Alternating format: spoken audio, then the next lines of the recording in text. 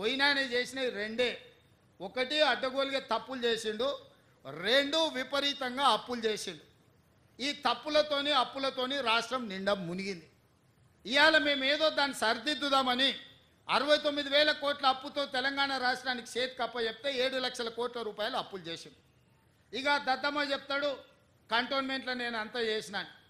ఎవరే నేను ఎంపీ గుండా 5 ఏళ్ళు కొట్లాడి నేను ముఖ్యమంత్రి అయినాక కంటోన్మెంట్ ప్రజల్ని మున్సిపాలిటీలో కలపాలని ఆర్డర్ పట్టుకొచ్చింది నేను.